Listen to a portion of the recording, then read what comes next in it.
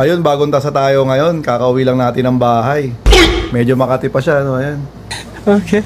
Doon tayo nagpagupit ulit kay, sa tropa natin doon sa may malapit sa Sarawat. Dahil late na kami nakauwi ni Boss Madam, alam nyo na. Meron na namang tinamad magluto. Oh no! Kaya yan, bumili kami nito. Diba? Mukhang itsurang masarap. Pero masarap naman to kasi wala na siyang wala na siyang mantika masyado kasi sa to niluto sa may batong mainit. Yan yung manok. Tapos may isang piraso siyang kubos. Yan. Tapos yung kanin, ayan, patay tayo dito, white rice to. Oh no. Yan. Syempre dahil mahina lang kaming kumain ni Boss Madam, kaya tig-isa kaming kalahati. Hap-hap kami ng chicken. Yan. Ubos yan. Sure yan, yan.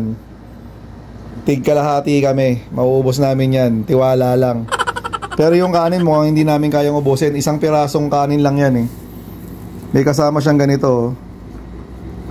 Tulungan mo naman ako, Boss Madam. Hey! Yan yung tinamad. Yung tinamad magluto. Yan, yan. Pagod na daw kasi. O yan. Ang tawag dito, tahina. Favorite niya. Ayan. Hindi ko yan favorite. Tapos ito, kamatis yan, di ba? Na dinurog, yan. Ako kasi, pagka ganito, ito yung ginagamit ko, yan. UFC, kaso malapit na maubos. Ayun, wala na yata. Yung UFC natin. So, kailangan natin bumili ulit. Ayan. Kain na tayo, mga boss. Ayan. Unahin muna natin to, no? Wala na yung boss ni. Meron ba konti? Gusto mo ba to? Buti naman.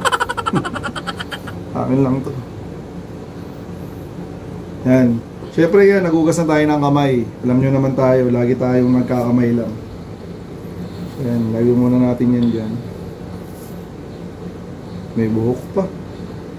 Balik natin. Yan. Mukbang na naman tayo nito.